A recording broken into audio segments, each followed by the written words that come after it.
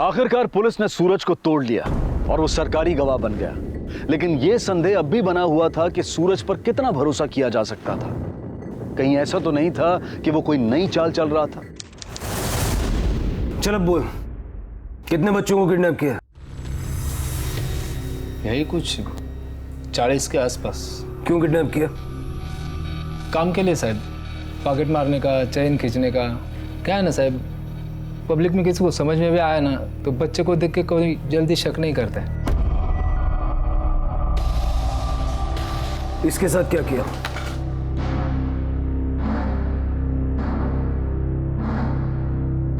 इसको तो मार दिया साहब उन लोगों ने। ये पहला बच्चा था जिसको मारा था, राजा। उन लोगों ने मारा और मैंने इसकी बॉडी रास्ते से दूर खड़ी रिक्शा में फेंकी थी साहब। कहाँ हुआ था ये सब? कोल्हापुर स्टैंड के उधर। कब की बात है? 1991 का मार्च महीना था सर।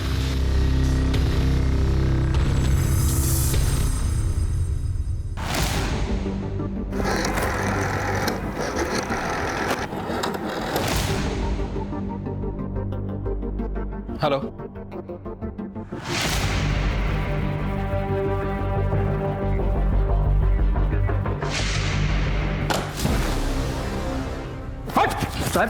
सर सरकारी गवाह बन के हमें गुमराह करने की कोशिश कर रहा है। कोल्हापुर पुलिस को एसटी स्टैंड के पास किसी बच्चे की लाश नहीं मिली थी। बोल। नहीं साहब, मैं झूठ नहीं बोल रहा है। कमल एक मिनट, तूने बोला कि कोल्हापुर के एसटी स्टैंड में उन्होंने बच्चे को मारा और तू लाश लेके आगे गया। हाँ साहब। कितनी दूर गया था? यही 15-20 मिनट चला होगा साहब। कमले, हो सकता है कि ये एसटी स्टैंड के पुलिस स्टेशन की हद से बाहर चला गया हो। जरा आसपास के पुलिस स्टेशन में पूछ के देखो।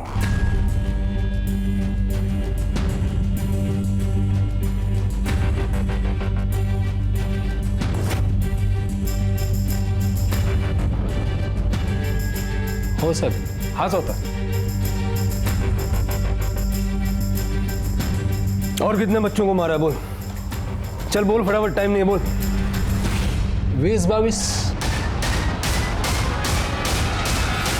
सूरज को सरकारी गवाह बना लिया गया था, लेकिन पुलिस की उस पर विश्वास की नींव अब भी कमजोर थी, क्योंकि विश्वास करना मुश्किल था कि रुक्मणी और उसकी 2 बेटियों ने 40 बच्चों को अकेले अगवा किया।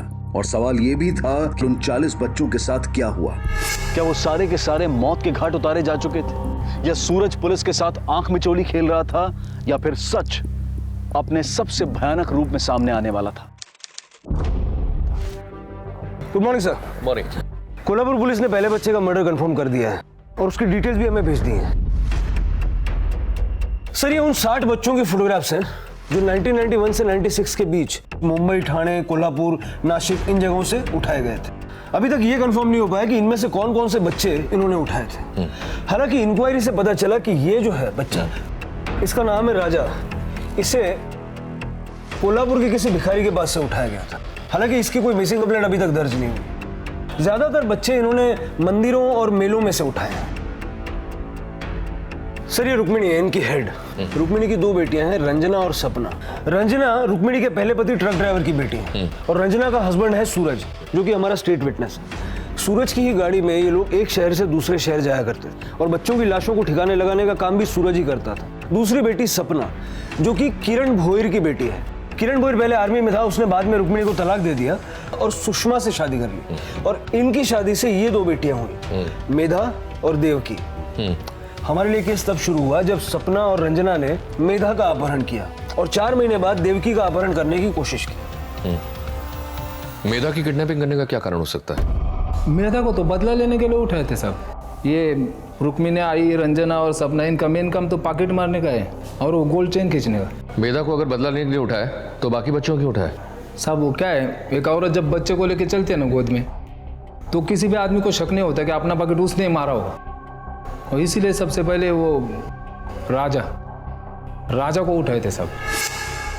कहाँ से उठाए? वो शिरडी का रास्ता है ना साहब, वहीं शिरडी के पास में कहीं से। लेकिन उस वक्त मैं नहीं था उधर साहब। जब मैं वापस आया ना, तब इन्होंने ही मेरे को बताया था कि शिरडी में किसी भिखारन का बच्चा उठाया करके।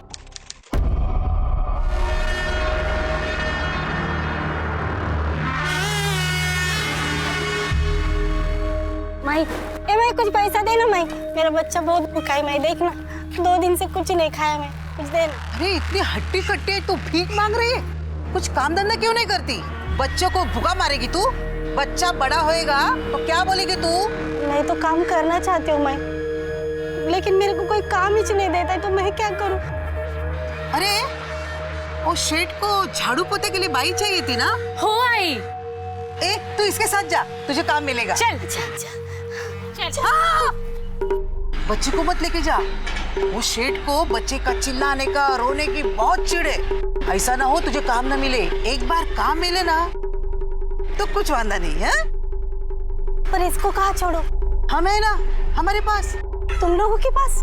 अरे हम लोग है ना, और ये आ रही ना तेरे साथ। हाँ। जा तू चिंता मत कर, हम संभालेंगे। हाँ चल। हाँ मैं इसका ध्यान हाँ हाँ हाँ। बाबू ध्यान रखो मैं। हाँ हाँ। रंजना ने उस भिखारन को चकमा दिया और वहां से भाग गई। पीछे से इन लोगों ने बच्चे को उठाया और ये भी भाग गए सीधे पूना। ये पूना में राजा करीब 1 साल भर इनके पास था। उसी को गोद में लेके ये लोग पॉकेट मारते थे साहब। राजा की वहां मौत हो गई और तूने उसे रिक्शा में डाल दिया? अरे नहीं साहब, राजा उस वक्त मारा नहीं था, सिर्फ सर फटा था उसका। हाँ थोड़ा खून बह गया था, पर उसके बाद इन लोगों ने उस आदमी को धमकी दिया ना साहब, तेरे को पुलिस स्टेशन लेके जाएंगे। 2000 रुपये निकल के दिया, निकल गया उधर से। 3000 ये और ये 2000 रुपया उस आदमी से झटका, वो टोटल हुआ 5000 रुपया। नहीं भारी। आप लोगों ने तो अच्छा हाथ मारा है आज। उसके बाद साहब हम राजा को लेके पीछे की तरफ चले गए। हो गया? हाँ हो गए। चल बड़ा पौधा। हाँ देना, भूख लगी बहुत तेज।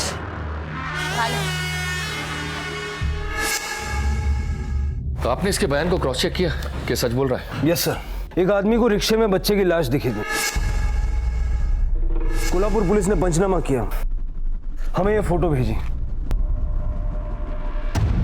इसके बाद भी उन औरतों ने कई किडनैप किए। खोटा बोलते हो तो कुतरा, राजा को मारा और इल्जाम हम पे लगा रहा है। देख कितना कमीना निकला तेरा आदमी। साहब हम लोग औरतें हैं, हमारे भी बच्चे, हम किसी का बच्चा कैसे मार सकते हैं? हाँ साहब, चाहिए तो आप हमारे बच्चों से पूछ लो साहब, हम उन्हें कितना प्यार करते हैं, बहुत प्यार करते हैं साहब। बकवास बंद कर। इससे पहले इतने सारे बच्चों को अगवा किया, तब कहाँ था तुम्हारा प्यार? हमने नहीं साहब, वो सूरज उन बच्चों को उठा के लाता था और बोलता था कि रास्ते पे रोते हुए मिला। हम तो उन बच्चों को संभालते थे, उनको खाना पीना भी देते थे और गोद में उठा के लोगों के पर्स चेन मारते थे, है ना? अरे वो तो हमारा धंधा है, इसके लिए सजा है तो दे दो, लेकिन वो बच्चा उठाना मारना ये हम सब नहीं करते।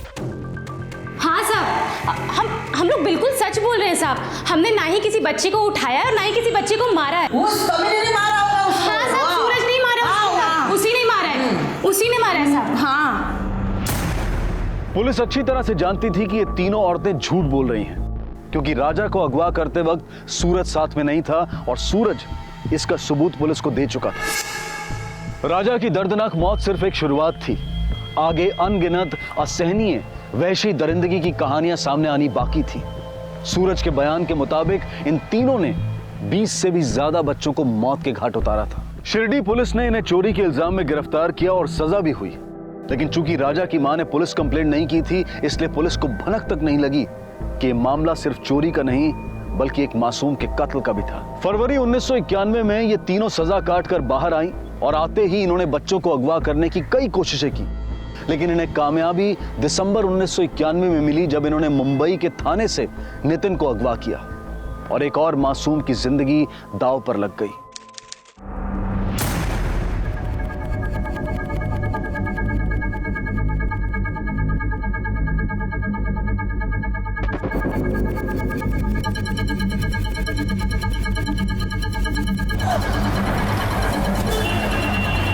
अरे क्या हुआ, ये बच्चा क्यों रो रहा है? लाइए मुझे दीजिए, लाइए, आजा बेटा, आजा मेरे पास, आजा आजा। नहीं नहीं रोते नहीं बेटा, no no no no no no. देखा चुप हो गया, मेरे गोद में आते ही बच्चे चुप हो जाते हैं, नहीं रोते।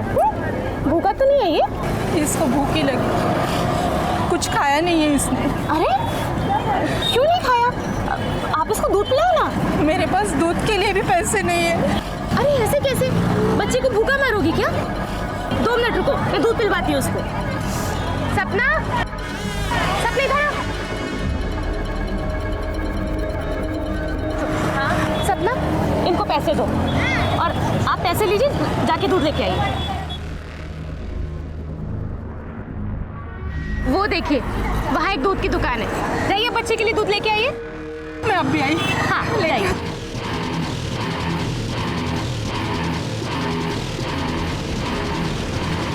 उस बच्चे को कब मारा और कहाँ मारा? वो तो मेरे को मालूम नहीं साहब। उस वक्त मैं मेरे काका की मौत पे गांव में था।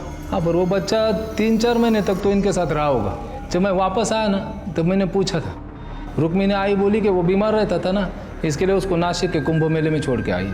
वो बोली कि तू बच्चे उठा के लाता था, तू बोल रहा है कि वो बच्चे अगवा करते थे। तुम लोग सब लोग मिलकर झूठ बोल रहे हो, पुलिस को गुमराह कर रहे हो। अरे नहीं साहब, मैंने किसी बच्चे को नहीं उठाया। सब उल्टा मैं नितिन को वापस लेके आया था नासिक से। मतलब वो क्या है ना साहब, 3-4 महीने में रंजना को उस बच्चे से बहुत लगाव हो गया था। जब से रुक्मिणी आई उसको मेले में छोड़ के आई थी ना, तब से रंजना बोल रही थी मेरे को बच्चा वापस चाहिए, वापस चाहिए। तो मैं गया था साहब नासिक में, वहाँ के पुलिस स्टेशन में बच्चे के लापता होने की मैंने ही कंप्लेंट लिखाई थी। अरे एड़े हो गए तुम लोग, चोरी के बच्चे का पुलिस कंप्लेंट किया।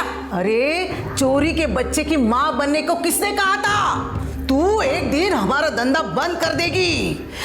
हाय हाय, मुझे कुछ नहीं सुनने का है, मुझे मेरा नितिन चाहिए बस। ये अचानक रंजना को बच्चे पे इतना प्यार क्यों आया? वो क्या है ना साहब, 4 महीने का बच्चा गिर गया था रंजना का, तब से वो बहुत दुखी थी। कभी गुस्से में, कभी नाराज है, कुछ समझ में नहीं आता था। और उसी टाइम पे नितिन को उठा के लाए थे, तो उसका नितिन से बहुत लगाव हो गया था। और मैंने भी नासिक के पुलिस में नितिन की फ़ोटो दी थी, तो उन्होंने भी उसको ढूंढ लिया। वो होता ना, एनजीओ वाली किसी औरत ने उसको देखा था उधर, उसने ले जाके उसको अनाथ आश्रम में दिया। फिर अनाथ आश्रम वालों ने उसको किसी को गोद दे दिया। पुलिस ने मेरे को उनका एड्रेस दिया, तो मैं और रंजना गए थे नासिक में उनके घर।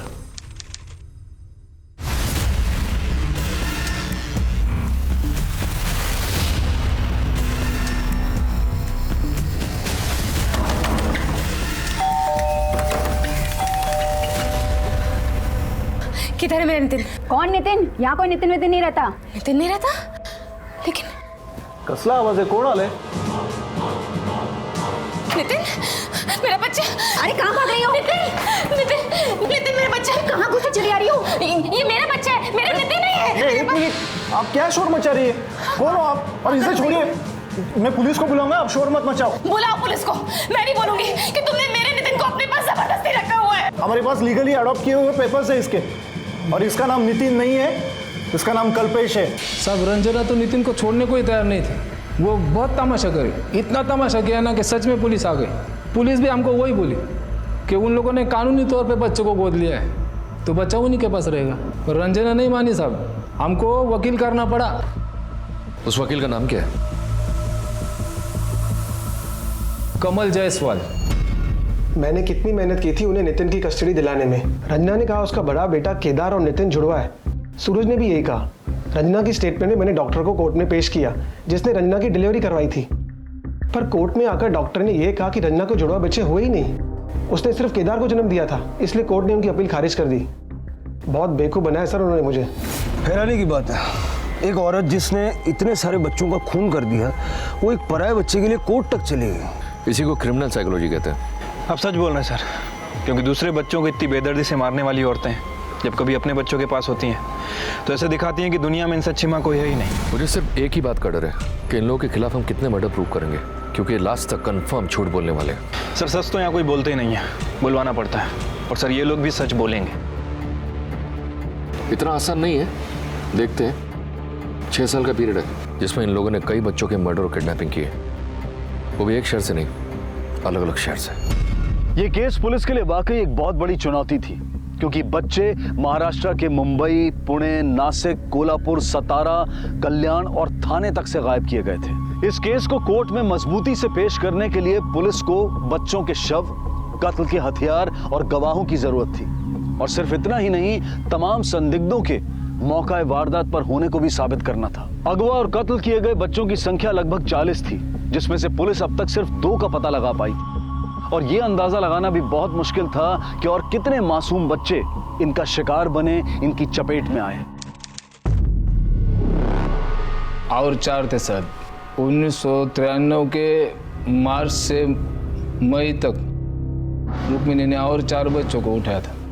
उसमें से एक पूना का सागर भी था। सपना ने सुगंधा को कल्याण से उठाया था।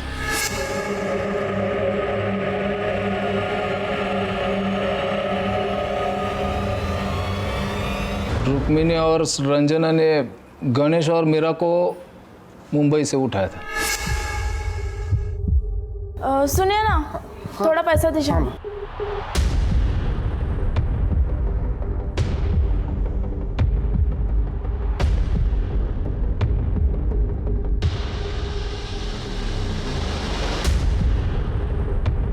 उसी दिन रुक्मिणी ने मुंबई विटी से मीना को उठाया था। इन सब बच्चों को लेके हम लोग मेरी गाड़ी से पुणे आए। तुम लोग बच्चों को कहीं से भी उठाते थे, तो तुमको उनके नाम कैसे पता होते थे? ये उनके असली नाम नहीं थे साहब। आई, इसका क्या नाम रखे? सपना, मेरी पसंदीदा फिल्म सागर है, इसका नाम हम लोग सागर रखते हैं, है ना आई? हाँ हाँ हाँ, सागर रखते, चल। इन बच्चों को कुछ 9 महीने तक इस्तेमाल किया सर। उसके बाद बंटी को घाव लग गया और उसकी जख्म कुछ दिनों में सड़ गई। इधर मीना भी बीमारी रहती थी। एग्जैक्ट जगह बता, दोनों को कहाँ फेंका था? वो खंडाला गांव के पास एक तालाब है, उसमें। कामले सर। खंडाला पुलिस स्टेशन से पता करो कि ये केस कौन हैंडल कर रहा था। Okay sir.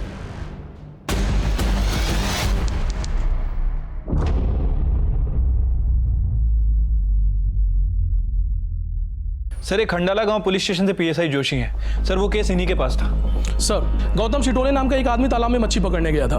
उसे ये बैग मिला था सर। उसने देखा कि बैग में बच्चे की लाश है, तो फौरन हमें फ़ोन किया। हमने वहाँ आसपास जाकर के चेक किया तो बच्चे की डेड बॉडी से भरा हुआ ये दूसरा बैग मिला था हमको वहाँ पर। आपने आसपास के पुलिस स्टेशन में इस उम्र के बच्चों की मिसिंग कंप्लेंट चेक की थी? यस सर, लेकिन इन्हें पहचानना मुश्किल था क्योंकि पोस्टमार्टम रिपोर्ट के मुताबिक ये लाश हमें 10 दिन बाद मिली थी। काफ़ी गल चुकी थी और पहचान नहीं होने की वजह से ये केस आगे नहीं बढ़ पाया सर। और पोस्टमार्टम रिपोर्ट के मुताबिक इन दोनों बच्चों की मौत गलत दबाने से हुई है। इसका मतलब है जो सूरज अब तक कह रहा है वो सच है। सूरज की मदद से पुलिस 3 बच्चों के कत्ल को साबित करने में कामयाब थी। बयान के मुताबिक 2 और बच्चों को मारकर नदी में फेंक दिया गया था और मीरा और गणेश अब भी उनके साथ थे। पर जल्द ही गणेश का भी एक मामूली सी वजह के कारण कत्ल कर दिया गया और सूरज के बयान के मुताबिक उसकी लाश को खंडाला घाट के जंगलों में फेंक दिया गया था, जो अभी तक बरामद नहीं हो पाई और पुलिस के पास उसका कोई रिकॉर्ड नहीं था। अब 4 बच्चों में से सिर्फ मीरा बची थी। क्या किया होगा उन्होंने मीरा के साथ? क्या मीरा जिंदा थी या फिर उन्होंने उसका भी कत्ल कर दिया था?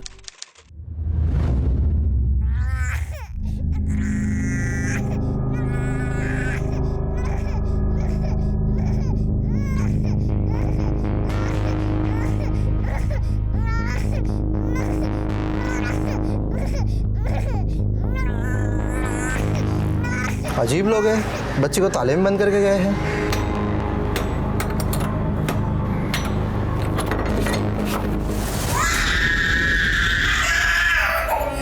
रुक्मिणी के घर में मिली मीरा को पुलिस ने हॉस्पिटल में भर्ती करवा दिया।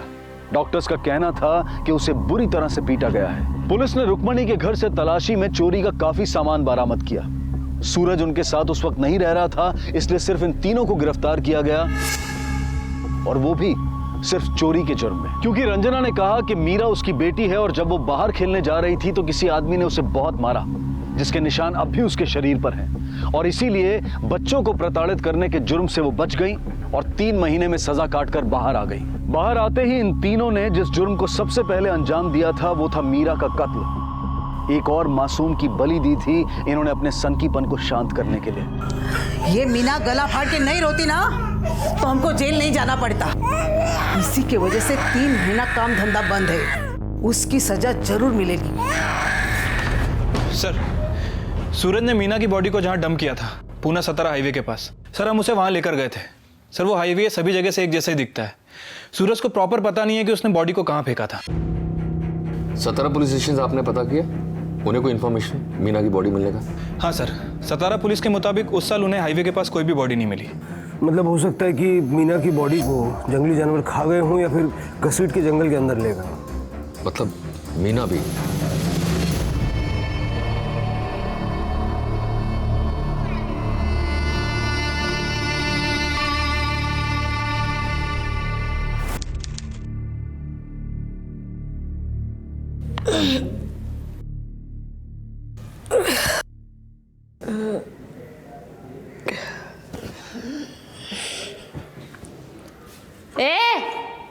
चाय देना। कब से चाय नहीं मिली है? सर दुख रहा है मेरा। क्या हुआ? क्यों चिल्ला रही है? तेरे जैसे लोगों को ना चाय क्या पानी भी नहीं मिलना चाहिए, और चिल्लाएगी ना तो जो मिल रहा है ना वो भी नहीं मिलेगा। जा चुपचाप बैठ जा। हे अगर आई उठना। हाय उठ, मेरी आई उठ नहीं रही है। आओ जल्दी। क्या हुआ मेरी आई को? अरे ये तो मर गई। रंजना और सपना को अपनी मां रुक्मणी की मौत का दुख था या नहीं कह नहीं सकते, पर दोनों बहुत शांत हो गई थी। लेकिन अचानक भावना इन्हें छोड़कर न जाने कहां चली गई थी कि इन्होंने अपनी मां की मौत का भी फायदा उठाने की कोशिश की। तुम लोगों ने जो किडनैपिंग और मर्डर किए उसमें से 7 साबित हो चुके हैं। बाकी की किडनैपिंग और मर्डर तक भी हम बहुत जल्दी पहुंचेंगे भाई। अरे साहब, हमने कोई किडनैपिंग नहीं की है, ना ही किसी को मारा है। साहब, ये सारा काम हमारी आई करती थी, वही बच्चों को लाती थी। हम लोग ने तो कुछ नहीं किया है साहब। हाँ साहब, वो करती थी और तुम दोनों मौत का तमाशा देखती थी, है ना? हमारे पास सारे सबूत है कि सारे गुनाहों में तुम दोनों बराबर की हिस्सेदार हो। और हाँ, हम इस बात का भी ख्याल रखेंगे कि जब तक तुम दोनों को फांसी नहीं हो जाती तुम मरने ना पाओ। सर एक मिनट।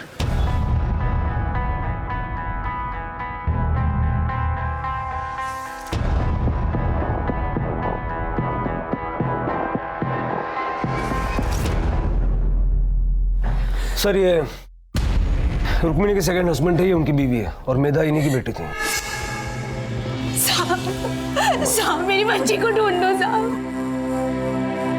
वो औरत तो आपके पास ही है ना, उससे पूछिए ना मेरी बच्ची कहाँ है, कहाँ रखे उसने मेरी बच्ची को, पूछिए ना। देखिए, हम पूरी कोशिश कर रहे हैं उसे ढूंढने की।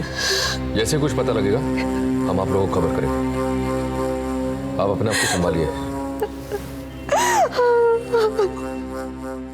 सर, क्या आपको लगता है कि इन लोगों ने मेधा को अभी तक जिंदा रखा होगा? लगता तो नहीं है, पर जब तक सूरज से ये पता नहीं चल जाता कि उन लोगों ने वाकई मेधा के साथ कुछ गलत किया है, तब तक उन्हें बता भी नहीं सकते। 6 साल का पीरियड है कमले, और हम लोग अभी तक 1994 में पहुंचे हैं, जबकि मेधा की किडनैपिंग 1996 में हुई है। यानी कि तब से लेकर अब तक पता नहीं और कितने बच्चों की किडनैपिंग और मर्डर हुआ होगा।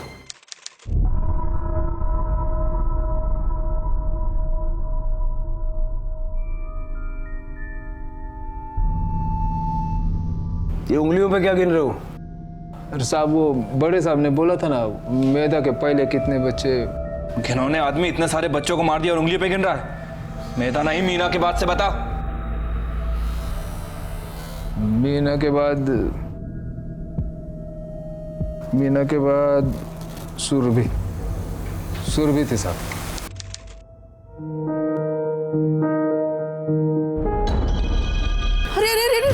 अरे क्या हुआ? तबीयत ठीक नहीं है। तबीयत ठीक नहीं? पानी। अरे जा पानी लेके जा, पानी लेके। मैं पानी लेके आती हूँ। सुरभि को तो साहब 2 हफ्ते बाद ही मार दिया था। क्यों? सुरभि को इस्तेमाल नहीं किया चोरी के लिए? कैसे करते साहब, 24 घंटा रोते रहती थी। रुक्मिणी मेरे को बोली भी थी उसको संभाल कर। मैं उसको साइकिल पे घुमाता था, बिस्किट खिलाता था, कोई फायदा ही नहीं हुआ। ये 1 मिनट चुप नहीं बैठती थी। तो एक रात को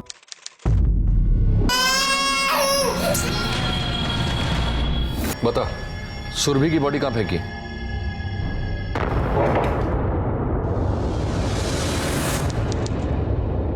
कमले साहब, बच्चे की डेड बॉडी हमें इस जगह पर मिली थी, और इस जगह के मालिक ने ही पहले डेड बॉडी को देखा था। उसी ने हमें इन्फॉर्म किया। इस उम्र के किसी बच्चे की कोई मिसिंग कंप्लेंट नहीं थी हमारे पास, इसलिए पोस्टमार्टम रिपोर्ट आने के बाद हमने उसका दाह संस्कार कर दिया था। बच्ची की पोस्टमार्टम रिपोर्ट में क्या आया? उसकी मौत की वजह क्या थी? पोस्टमार्टम रिपोर्ट के मुताबिक उसके सर में 2 फ्रैक्चर था और ब्रेन हेमरेज की वजह से उसकी मौत हुई थी। आपके पास बच्ची की डेड बॉडी की कोई फोटो है?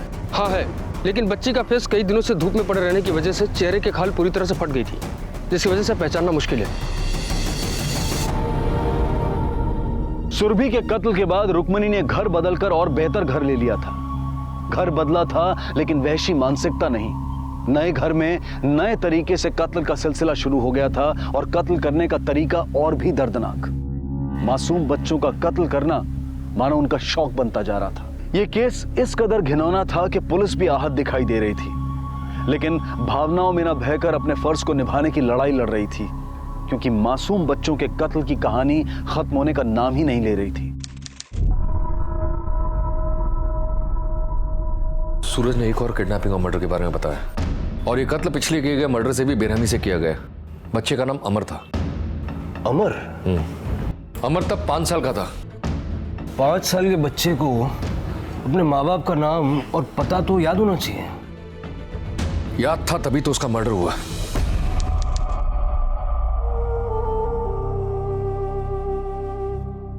तू मेरे साथ गोटी खेलेगा? ये सब मैं नहीं खेलता, मैं मेरे दोस्तों के साथ क्रिकेट खेलता था। पता है मेरे घर के सामने बहुत बड़ा ग्राउंड था और पापा के पास भी बहुत बड़ी गाड़ी भी है और मुझे रोज चॉकलेट देती थी। यहाँ तो कुछ भी नहीं मिलता। तुम अपनी आजी आई को बताओ ना, वो मुझे पापा के पास वापस भिजवा दे। चल उठ, यहाँ क्या कर रहे हैं? उठ बेगा, चल। अमर ने अपने पड़ोसियों को भी अपने घर परिवार के बारे में बताया था, और जब रुक्मिणी को इस बात का पता लगा तो उस बच्चे का इस दुनिया में वह आखिरी दिन था। भगवान ऐसे राक्षसों को पैदा क्यों करता है? एक मासूम बच्चे को इतनी बेरहमी से इन लोगों ने मारा है ना। इसका मतलब है कि कांबळे को रुक्मिणी के घर में दीवार पे जो खून के धब्बे मिले थे, खून अमर का था। हाँ, और यही कोर्ट में हमारे लिए पुख्ता सबूत का काम करेगा। और मेधा के बारे में उसने कुछ बताया? मेधा का नंबर अभी आया कहाँ है? अभी तो उसके पहले की लिस्ट बहुत बाकी है। सरकारी गवाह है तू, सरकारी दामाद नहीं, समझा? जो इधर आराम से सो रहा है। चल बोल, अमर के बाद कौन कौन था और कितने बच्चे थे? सब थोड़ी चाय मिलेगी? चाय आ रही है। जब तक चाय आती है आगे बोल। साहब, अमर के बाद में थाने के असिस्टेंट से 1 साल की बच्ची को उठाया था। उसका नाम सोनाली रखा था। बच्ची पहले से ही कमजोर थी साहब, हमेशा बीमारी रही थी। कितने की लाई दवाई? 320। क्या? आई अब तो पालने के लिए पैसा भी नहीं बचे। 2 महीने से हम लोग काम पे नहीं गए, और तो और मैंने अपने बच्चे के लिए एक नया कपड़ा नहीं खरीदा। ऐसे कैसे चलेगा आई?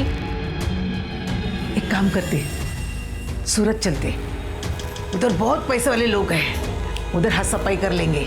हो आई? सूरज को बोल गाड़ी तैयार रखने को। मेरी गाड़ी में कुछ प्रॉब्लम हो गया था सब, तो उसको गैरेज पे डाला था रिपेयरिंग के लिए। तो हम लोग प्राइवेट गाड़ी किए और सूरत चले गए। वो सोनाली बहुत बीमार थी साहब, तो चोरी करने के लिए बच्चे की ज़रूरत तो थी, इसलिए सोनाली को भी साथ में लेके जाना पड़ा। चोरी करते हुए बच्चे रोते नहीं थे? नहीं साहब, काम पे जाने के पहले उसको नींद की दवाई दे देते थे हम लोग, और ये नींद की दवा के कारण सोनाली और भी कमज़ोर हो गई थी। रुक्मिणी यहाँ को लगा कि उसको अभी रखने का कोई फ़ायदा नहीं है, तो एक ढाबे पे हम लोग खाने के लिए रुके थे। उधर उसने बोल दिया कि इससे छुटकारा पा लेते हैं। ड्राइवर को बिल्कुल शक नहीं हुआ कि बच्चा साथ में नहीं है? कैसे पता चलेगा साहब? वो तीनों माँ बेटी इस काम में एकदम चालू है।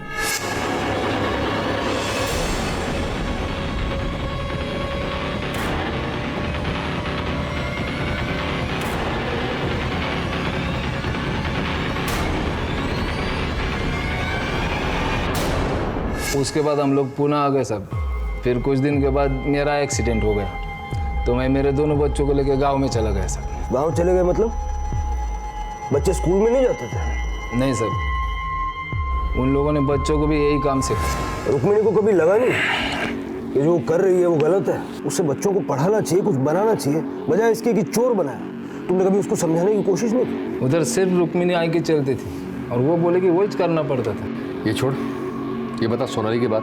सोनाली के बाद तो मैं गांव में चला गया था सब, लेकिन उधर से मैंने फ़ोन किया था तो रंजना ने बोला था कि उसके बाद उन्होंने और 2 बच्चों को उठाया। लेकिन जब मैं 3 महीने के बाद वापस आया तो मेरे को घर में कोई बच्चा नहीं दिखा साहब। सुन, मैं जब गांव में था तब तुम लोगों ने 2 बच्चे उठाए थे। किधर है? जहाँ बाकी सारे बच्चे जाते हैं उधर ही। मालूम है, पहले उनसे खूब काम लिया, फिर तुम्हारा ठिकाने लगाने वाला काम मैंने किया। आई मेरे से ना बहुत खुश हुई। देखना कितनी जाड़ी चेन दी है मेरे को। अच्छा, मजे है तेरे। कौन बोला आपको ये सब साहब? मैंने किसी बच्चे को नहीं मारा, और मैं ऐसा काहे को करेगी साहब? और नहीं मैंने किसी को फेंका है। ये सारा काम मेरी आई करती थी साहब, उसके सामने किसी को बोलने की हिम्मत नहीं थी। रंजना देखो कितने मासूम है, इतनी बेरहमी से मार दिया तुमने उन्हें। सब में काहे को किसी को देखेगी? मैंने बोला ना कि मैंने कुछ नहीं किया साहब, और मेरा इन बच्चों से कोई लेना देना नहीं है साहब। तुम्हारे लेने देने का प्रूफ है हमारे पास। अगर तुम ये 2 मर्डर कबूल कर लोगी तो हम तुम्हारे बच्चे तुम्हारे साथ रहने देंगे, वरना मजबूरन हमें तुम्हें तुम्हारे बच्चों से अलग करना पड़ेगा। उधर ही भेज दो साहब, वो संस्था वाले ना मेरे बच्चे का बहुत अच्छे से ध्यान रखेंगे। उधर ही भेजो साहब। हाँ। रंजना और सपना इतनी शातिर अपराधी थी कि पुलिस की कोई भी चाल कामयाब नहीं हो पा रही थी। उन दोनों में से किसी ने भी उन 2 बच्चों की किडनैपिंग और कत्ल को कबूल नहीं किया जो उस समय किए गए थे जब सूरज गांव में था। 9 बच्चों के कत्ल सामने आ चुके थे, लेकिन अब तक सिर्फ 4 बच्चों के कत्ल के पुख्ता सबूत मिले थे। अपराध की 6 सालों की खोज खबर लेती पुलिस मेधा तक पहुंच गई थी। मेधा उनका आखिरी शिकार थी। क्या मेधा का भी खून कर दिया गया था, या रुक्मणी ने अपनी सौतेली बेटी को कहीं छिपा दिया था या बेच दिया था? आखिर कहां थी मेधा और क्या हुआ था उसके साथ? मेधा को तो उसी दिन मार दिया था साहब, जिस दिन उसको घर से लेके आए थे। कैसे मारा? जिस दिन रंजना और सपना उसको धर्मशाला में लेके आई, उसी वक्त हम लोगों ने सामान बांध के वहां से निकले थे।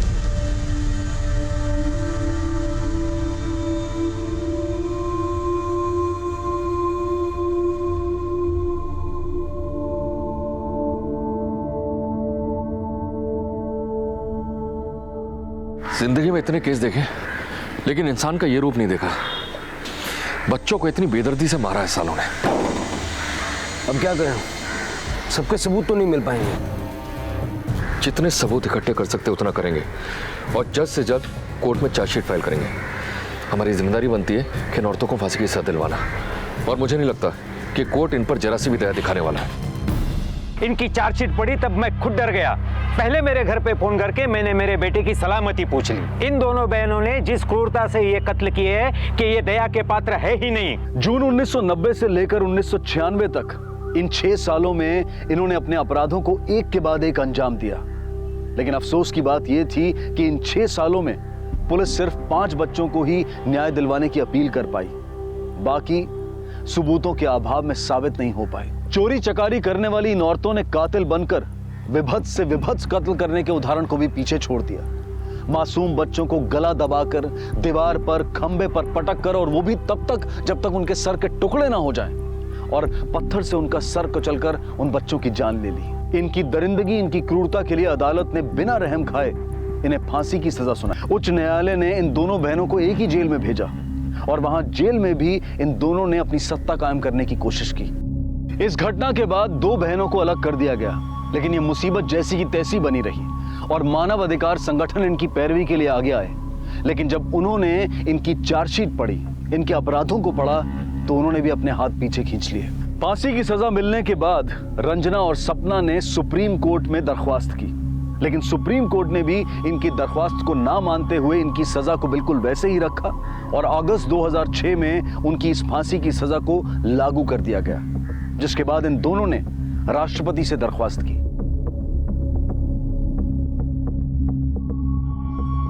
इनके अपराध इतने भयानक थे कि राष्ट्रपति ने भी इनकी दरख्वास्त को खारिज कर दिया, और आज ये दोनों बहनें अलग अलग जेल में अपने आखिरी पल का इंतजार कर रही हैं। आज भी रंजना के बच्चे केदार और मारुति जेल में इनसे मिलने आते हैं। जब भी आपको किसी गलत काम को करने में खुशी मिले तो रुक कर गंभीरता से सोचें, क्योंकि ये आपके अपराधी बनने और जेल की सलाखों का बुलावा है। इसी विचार के साथ अब मैं अनूप सोनी आपसे विदा लेता हूं। फिर मुलाकात होगी अगले एपिसोड में एक और चौंका देने वाले केस के साथ। तब तक अपना और अपने परिवार का ख्याल रखें और देखते रहें क्राइम पेट्रोल डायल 100। सबक एक को, सीख हम सबको। जय हिंद।